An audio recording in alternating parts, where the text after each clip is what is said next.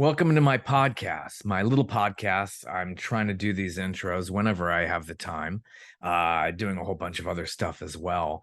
As I record, this is the end of August of 2022.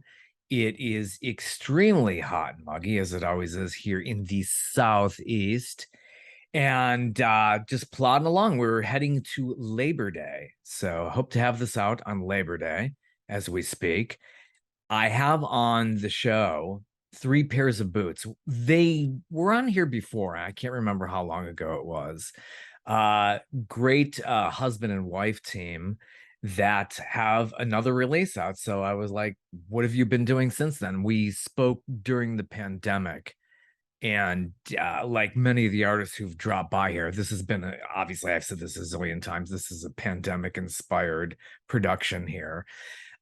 So they dropped by. We had a great chat then. They had a great release out, but they weren't performing live like most people were.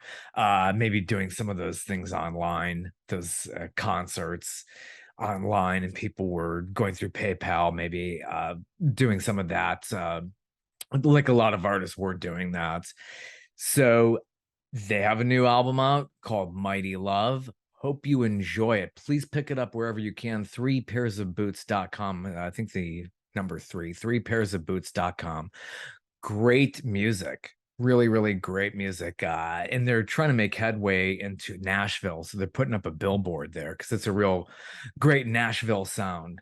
So hope you enjoy.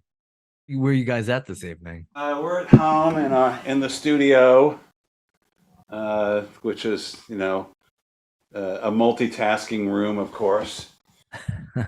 Somehow we managed to get the sofa bed in here as well to do all this, and still trying to figure out exactly how to get it to work right, but work Yeah, in progress. it takes time. It does till you get it. It's like the feng shui kind of thing. You want to make sure that everything's in order and comfortable for you. We have moved. Our studio used to be on the bottom floor of the house, and now we're up on the top floor. We have several bedrooms, and we've literally had the studio in every single bedroom, depending upon the demands of the studio. It went from kind of a small room to then we moved into the master bedroom to do live streams, and then we moved into the bedroom next to that, which is where we are now. We've been in, Yeah, so we've tried myriad ways to, I don't know if you can hear me. We've tried many different ways to make it functional for us. And so far, this is the best configuration. Yeah, when you got to do what's most comfortable for you, and the most. It's good for the artistic process. Definitely. That's really awesome. So, what have you all been up to? Wow, I had you. I can't even remember now. I didn't even look when you were last here. But yeah, you were definitely working through the pandemic and just recording like crazy, like a lot of other artists. Oh, yeah, that must have been a year or a year and a half ago, something like that, Robert, right? When Yeah, it's amazing how fast time goes on. Yeah, I have 80 some episodes now, so I can't even keep track. amazing, good for yeah, as you. we were promoting the second album, Long Rider, we were, it was like one one foot in one bucket and the other foot in the other bucket. We were, at the same time we were writing and recording this current album, which is just about to get released. And the same thing is happening right now as Mighty Love is getting released. We've been writing and recording for the last few months for the next record for next year. So we have sort of divided loyalties. Yeah, We still love the last record, but our favorites are always the latest song we've written, kind of thing. yeah. Aren't they all like your babies? It's like you're just nurturing them along, and then you just move along, and you're just like, so excited about the new material, I'm sure. Totally. Yeah, it's. I think I've gotten used to the idea that from the day you write the song to the day it gets released and everybody else can hear it, it's going to be a year and a half, and you just can't. You just have to be patient to share um, new songs. Yeah.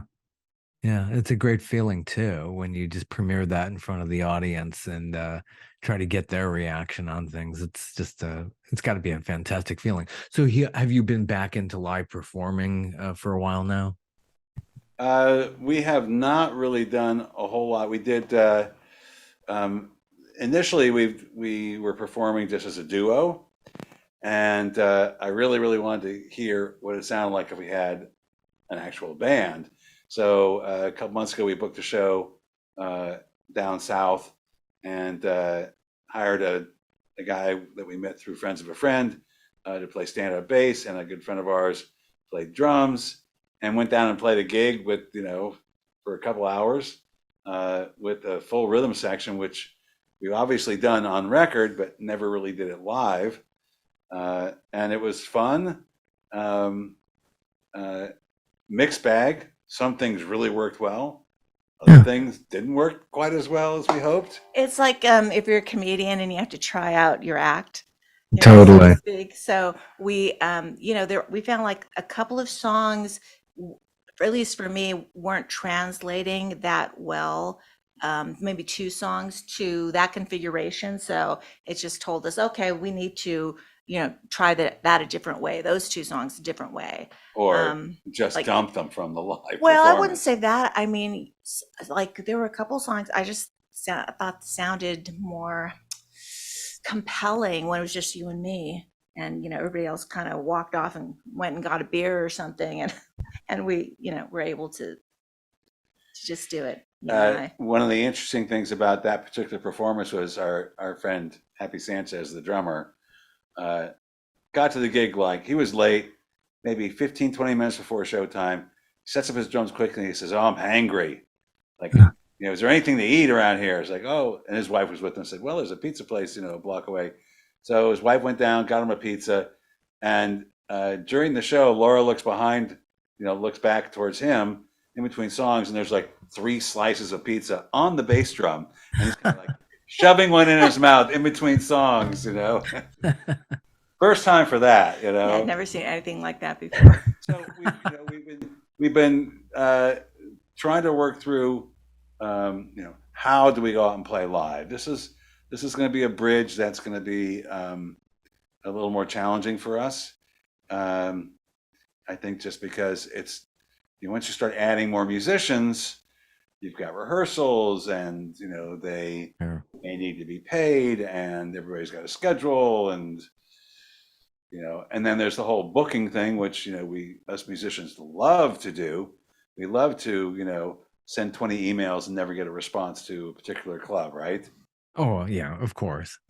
So we'll see. We're trying to work it out. We're not, it's the next step for us. I mean, we've got the recording thing down. We can put out records. We've got a good team working with us in terms of promoting. So the live thing is kind of the next hurdle for us. I think my preference, at least for how we're going to do it, is probably to go out with a stand-up bass player and not drums. We just want to be mobile. Yeah, because I'm sure to schlep all that stuff. Yeah. Yeah, I mean that was the other thing. We hadn't played a gig with the band in a little while because of the pandemic. And the next day I was like, okay, let's see. I packed up the car at 4. We got down there around 6. We set up. We started playing at 8. Played till 10:30. Packed up the car. Got home, unloaded. It was around midnight. We had to stop and get burgers and milkshakes, of course. And it's like, okay, that was 9 hours. Yeah, it adds up. It does. So it's definitely a labor of love. So yeah, I'm not really sure. I'm hoping that the new record will present more opportunities for us to get out and play. So Yeah. You've all been pretty busy. I mean, you do get some airplay. I've noticed you were doing some promotion, and it seemed to be like it was catching on in some quarters on your last release. So things are out there, and you're all on YouTube, still doing your cooking show and all that stuff as well. the cooking show ran 2 seasons, and Taking a little break. yeah, we're taking a break. Yeah. The cooking. Our friend Happy, who played drums with us, is a multi-talented guy, and he was for the second season. He was the first season. She was producing and filming, and then she came out from behind the camera, and we were hosting together for the second season. And Happy was doing the camera work and production, and he was doing all the editing. And he's a good friend, and he doesn't charge us. But at the end of season 2, when we did 5 episodes, we were talking about season 3, and he said, we're gonna have to work something out about this editing thing. Like, you have to get somebody to do that, because every show took me like 40 hours Yeah. to edit. Yeah, it's partially his own fault, because he's so highly creative that he would come up with these crazy ideas like, okay, for the enchilada episode, we're going to throw tortillas at you, or we're going to do this, this little live music video. And it was just starting to get, or we're going to do a field trip. We're going to go out to Sonoma.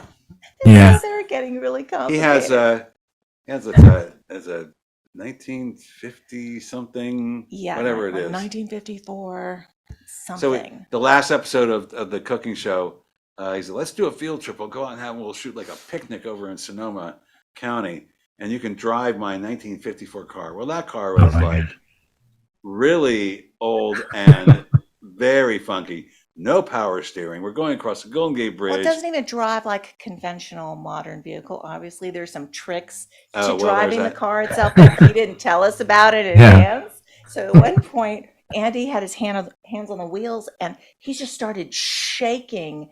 And I thought, oh my God, are you okay? Are you having a medical thing? Like, what is this? And he said, it's the car. And it was just vibrating like crazy. And Happy was driving along with the camera, and we were also communicating by our headphones on speaker.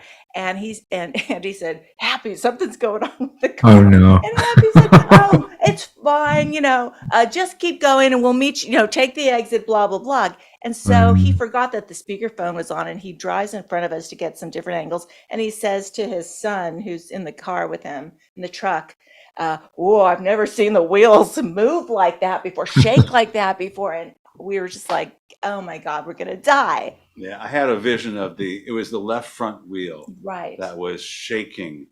I had this vision of the tire coming off in the middle of the Golden Gate Bridge.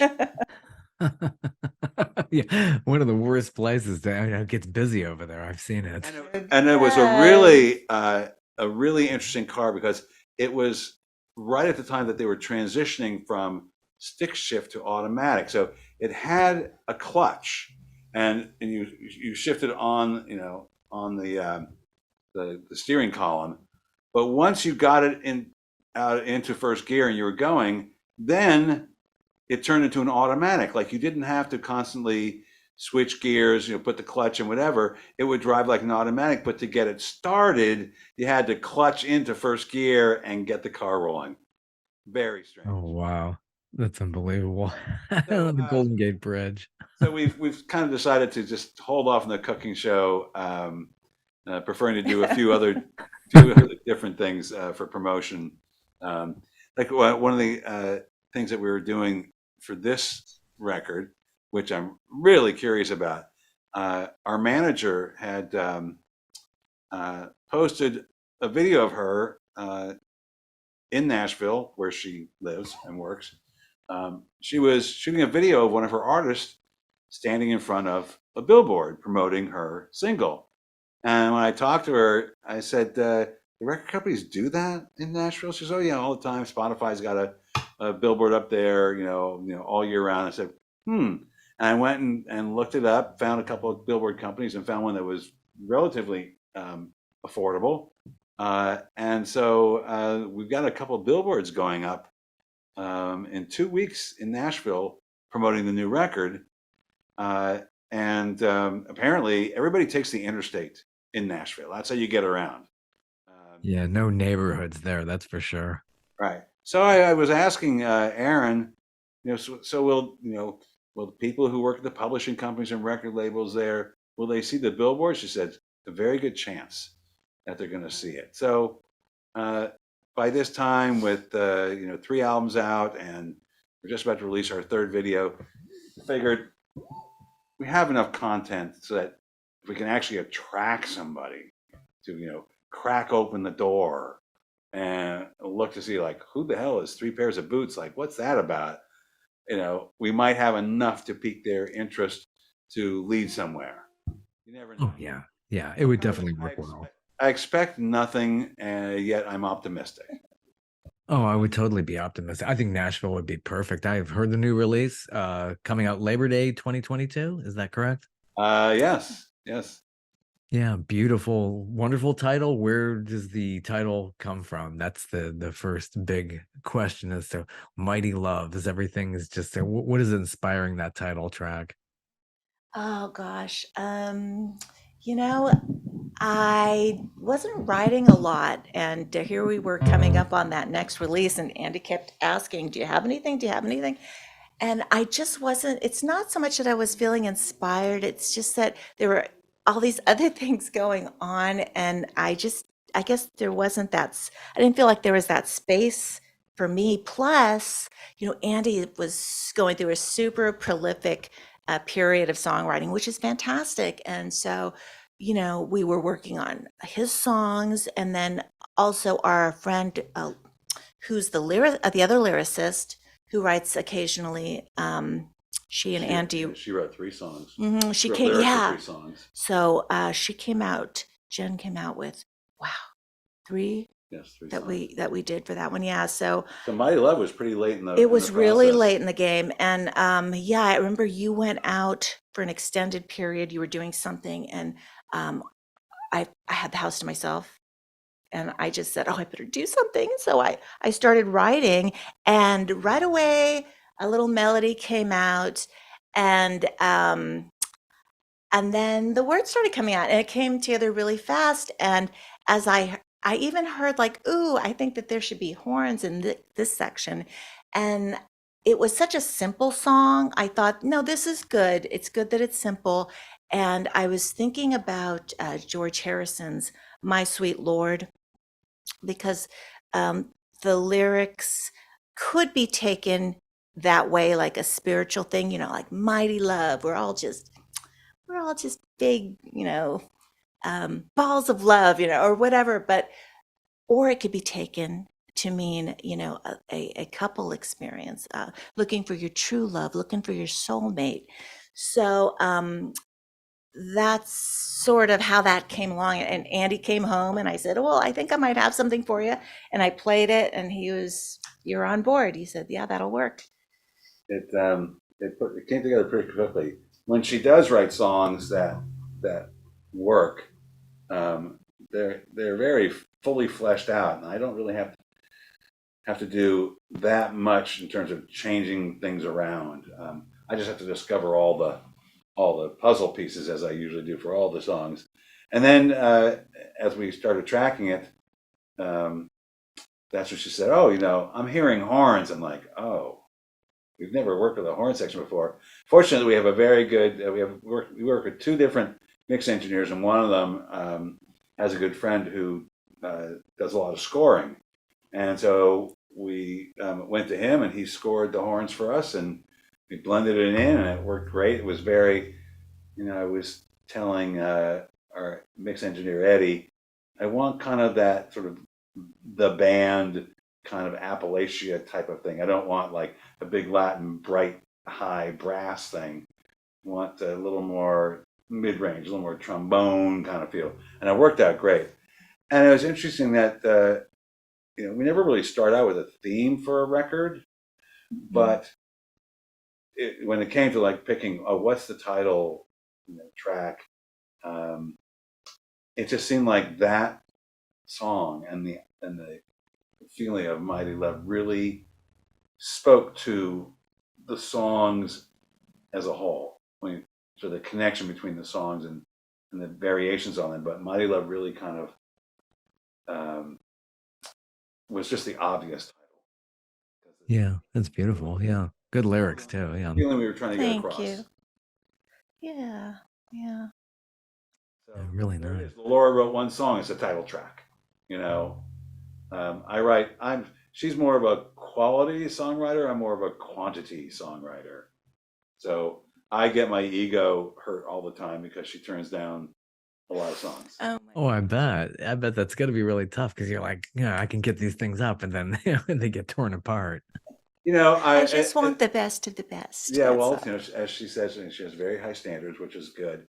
And told me early on when she turned the song down, when I was like, "What do you mean? You know, it's got this good part right here and this hook," and she's like, "Look, you know, high standards. If I don't love it, if I don't think it's the right thing for me, I'm gonna, you know, we're gonna sort of table it. But if you really love the song, you have to fight for it. Like if I say no and you really love the song, you have to fight for it.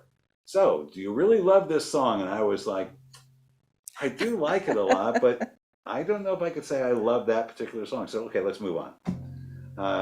And that's kind of how we do it. It's interesting how some songs just sort of make it through, where she says, "Yeah, let's put that into final production. Let's flesh it out." And I get surprised sometimes. Songs that I don't think she's going to pick, she picks, or vice versa. So Yeah, that's amazing. That's really interesting how that comes together. The things you expect to happen really don't, and vice versa. So that's the creative process. You have a really nice cover of Tom Petty's song. So how was that included into this mix? Well, we had that song because we had done, weren't we doing some live stream? we did a couple of cover tunes for some of the live stream shows. I forget what it was exactly. Oh, I thought it was for the Porch Fest. Maybe it wasn't. But anyway, we had worked up. We thought, We let's, did a John Prine song for Porch Fest. right. We started getting into doing a couple of covers for various reasons, like that one show. Our manager suggested, she's like, Throw in take some a cover and make it covers. your own, Yeah. which is not easy to do. Yeah, So, absolutely. Here you do make it your own, and it's a slowed down, very poignant version of that song, which is faster, obviously. So yeah, you made it your own, definitely. oh, thanks. And that was the same person who That's what we were arranged shooting for. the horns on My Love, did the string arrangement for the waiting. We were practicing a few different songs, cover songs. We spent hours going through so many different songs trying to That was challenging, trying to figure out, well, you want to maintain the integrity of it, but yet you don't want to copy it. You want to wanna make it your own, interesting. but you still need the link. And Yeah, that was challenging. Yeah, covers can be really hard that way. And then you don't want to be a cover band. You're an original. And like if you want to see and covers, I know make the money because that connects with people. But that's always a tricky thing when you're covering somebody else.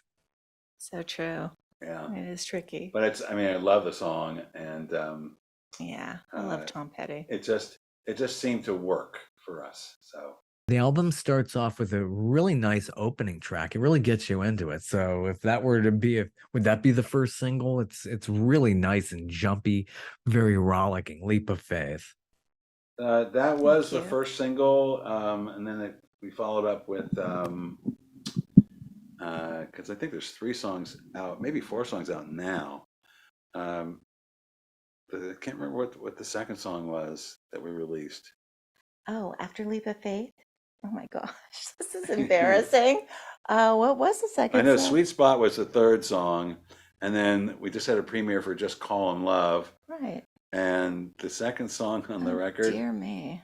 God, my mind's drawing a blank. Which one is it? Anyway, Give up. Wouldn't be your Leap of Faith your White was- closer. flag. Leap of Faith was the first one. Embarrassed.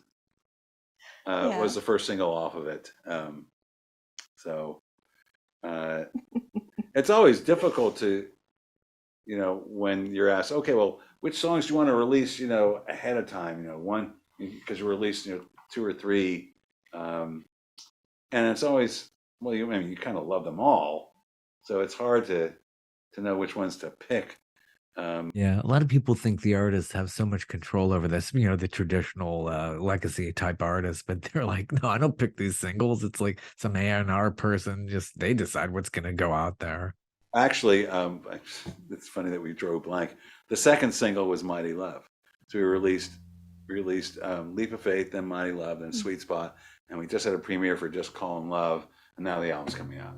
Fortunately, we don't have anybody telling us what to do, since we're on essentially our own label, and doing. I mean, we're effectively our own record label, doing all the things that record labels do. But you do send it out. You send the songs out to trusted. We do have an The inner circle. Yeah, and you to get a consensus going.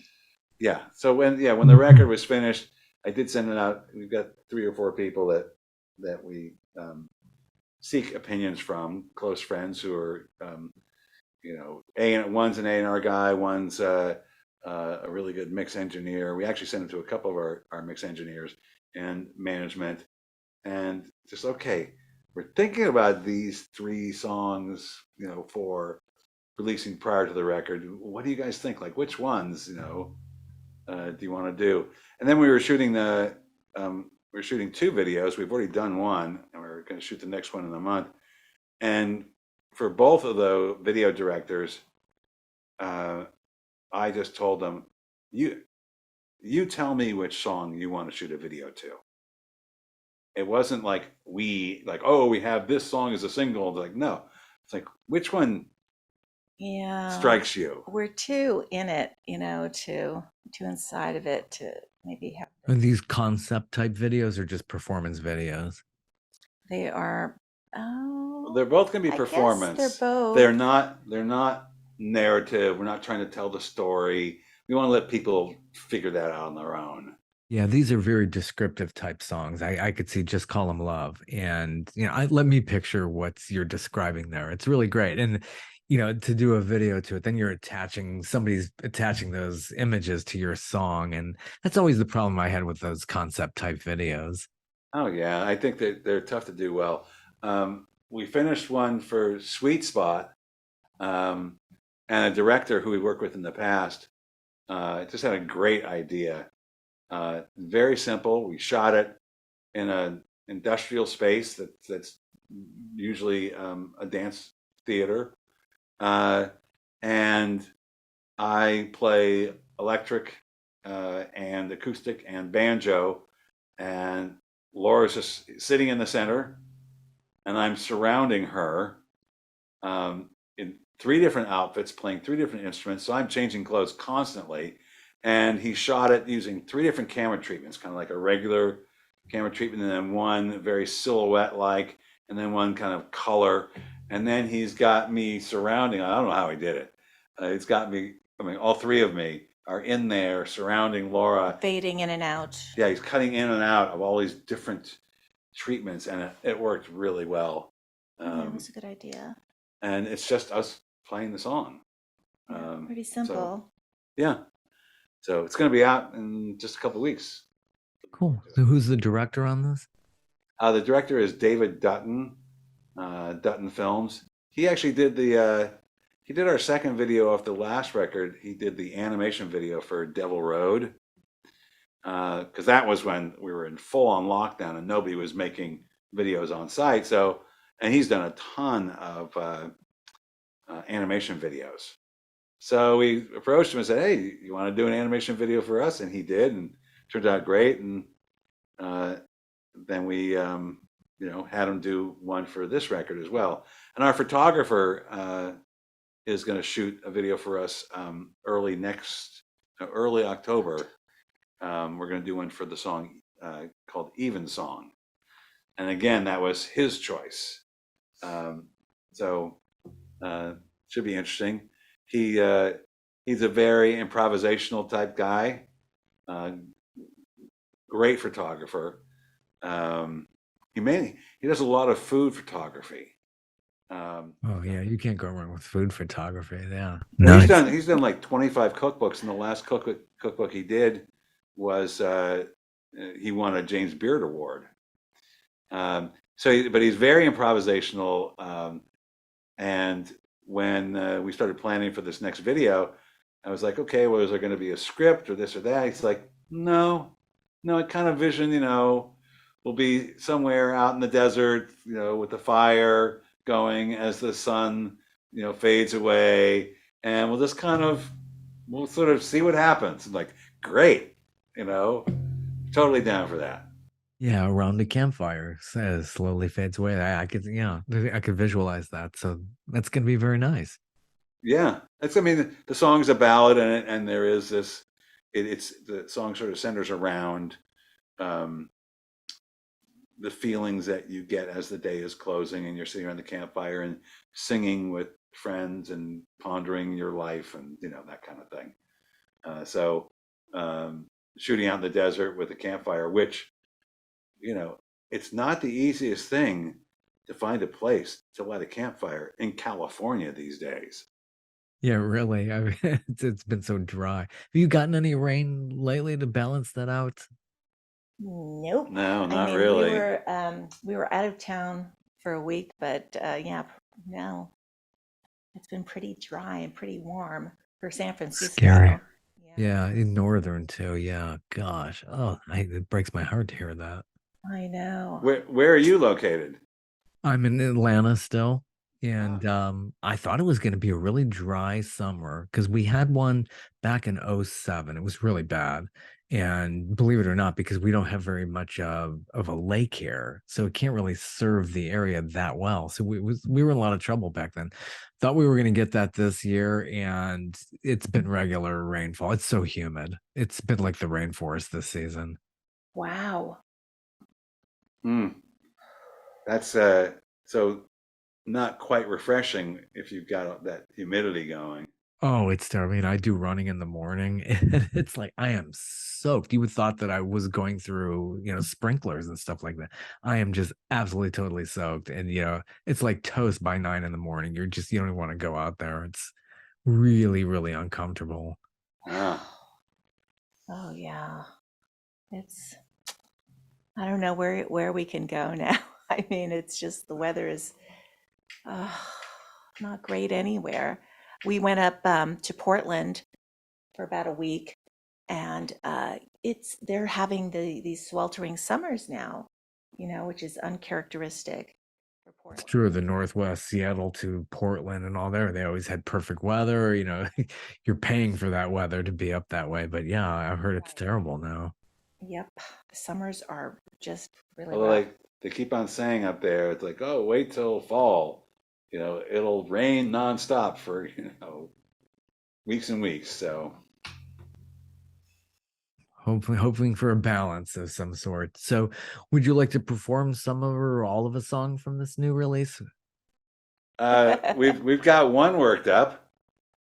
Yeah, that sounds great. I just do a number here and get people into the groove here. And this is going to come out on Labor Day.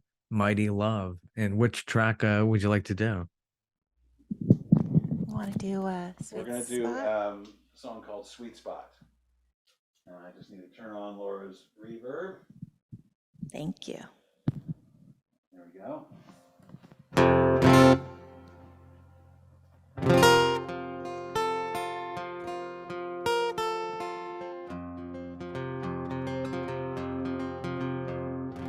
I'm just a wandering soul, happy wherever I go.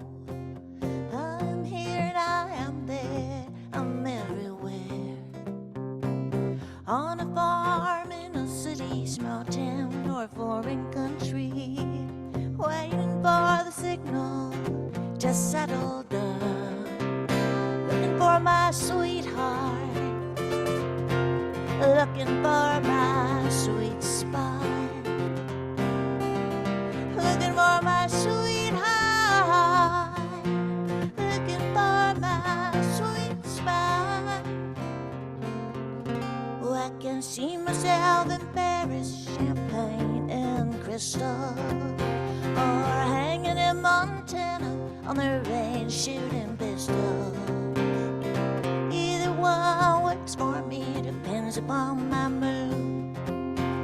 No matter where I am, looking for something new, looking for my sweetheart. I'm looking for my sweet spot. I'm looking for my sweetheart, looking for my sweet spot.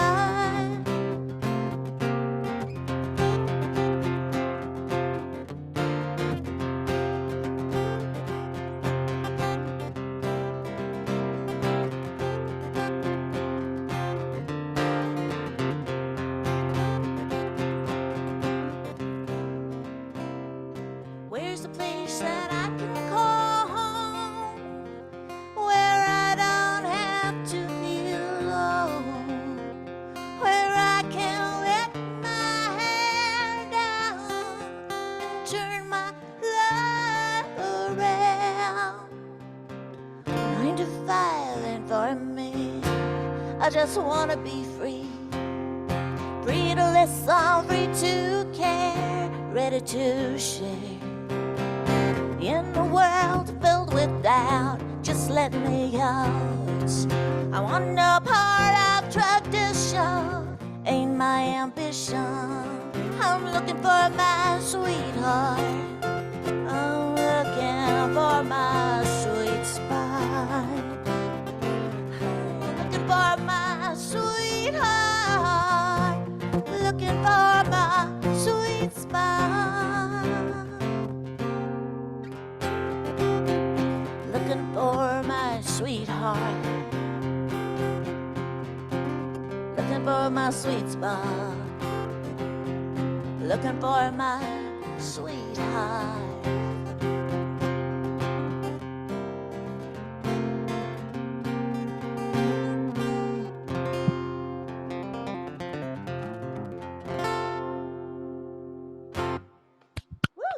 Love it. I love it. I haven't had anybody perform in a long time for this. So that's I appreciate that quite a bit.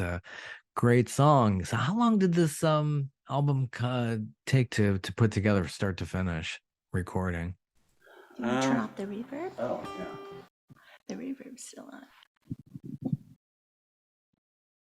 Okay, Perfect. well, I would say probably close to a year. I think I recall we started, around January, February, and in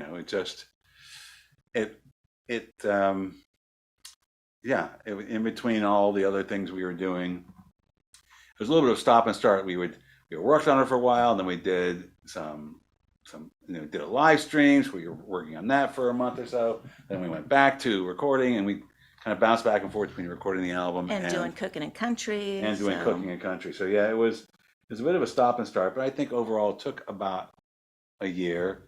And it's so great because when you finally realize, oh, it's done. Like really, like it's done. We got the final mixes and the mastering, and then of course, you're never quite sure exactly when it is. We had the final mastered version, and that's when I sent it around to the inner circle, and I said, can the vocals be a little bit louder? And everybody chimed in, yes, the vocals can always be a little bit louder. So back to the two mix engineers and said, all right, turn up the vocals. And that was the right decision. So it was, you just never know, all the way from the very beginning to the very end. It is truly a marathon. But Without a doubt. it feels great when it's done. Oh, sure. Totally. Can we get physical copies of this? Is it CD? And do you have any vinyl? No vinyl yet. There will be CDs available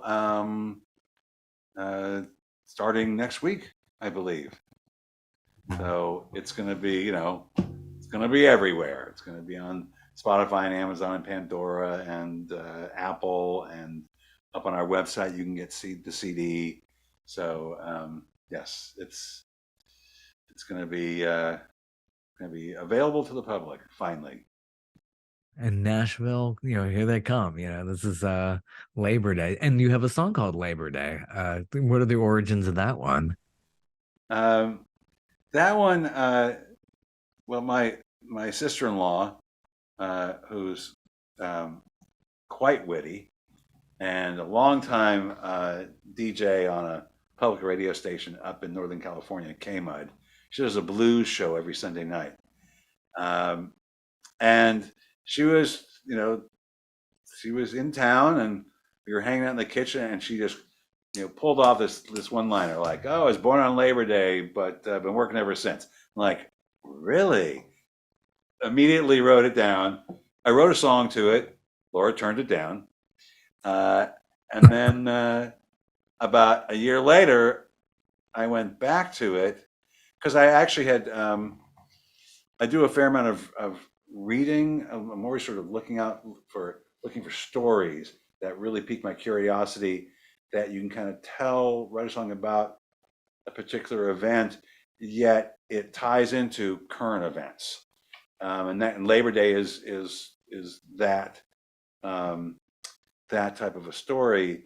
when the riots were going on, and the government was threatening to send in federal troops, and just a really contentious time. I came upon a story about the dock strikes in the 1930s, all up and down the West Coast, and they were violent. People got killed. The federal government sent in troops to support the ship owners. This is very on the waterfront. That's what Wow. that story is about. It echoes what you see in that movie. And to me, the interesting thing was just the overstepping of the boundary that the government did by using federal troops to strengthen the hand of greedy ship owners who did not want to treat the working class people correctly with proper wages and benefits and things like that. And the ship workers were of all types, religions, colors, etc. Highly diverse. Yeah, very diverse group of workers, and so it was all of them banding together to bring about some justice to their life. And the biggest strike was here in San Francisco, and people got killed during the protests. They were up in Seattle, I think, and down in Southern California as well. So the sort of funny tone of the hook, which my sister-in-law spun off, turned into a much more of a sobering type of song, just talking about people who are in the working class. They're working all their life. Yeah, so it was inverted now. And when you brought that out and said, how about this? I was like, oh yeah, I'm all about this song. This is great. And I love it when you do something that's, I just read this great biography and, about Nat Love. And so, then you write a song about that. I love when you do that. So this was right in that vein. Yeah, for me. I like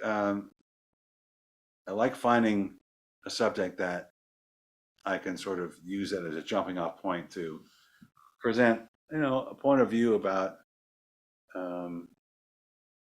what I think might be right or wrong with certain events that are going on, and without being too heavy-handed, and and not trying to tell people what to do or what to think, but just trying to provoke thoughts and to point out things that I think are need to be corrected, need to be made better. So Yeah, you can do that through music. That's good. yeah, I mean, these days, there's the one of the sort of ongoing headlines, of course, is well, the billionaires are getting richer and the working class are having a harder time, and which all very true. And I just and there's one line in the song that talks about the owners at the end of the first couple of verses about what makes a man so cruel. Like, how could those ship owners treat those people so badly? Mhm. And again, I mean, before the story and before the hook came to me, I was a big fan of the movie. I mean, Marlon Brando. I mean, it's a great cast. Marlon Brando and Carl Yeah. Malden and Rod Steiger is in it. Just a great cast and just a very thought-provoking movie. Yeah, very, very good. Very deep. Definitely. Great production on this album. I totally recommend it. And I thank you so much for stopping by and letting us know and sharing your music. Thank you so much, Robert. We Robert, yes, it was We great to appreciate hang it. out with you again. Really fun. Nice to see you. And let's stay in touch.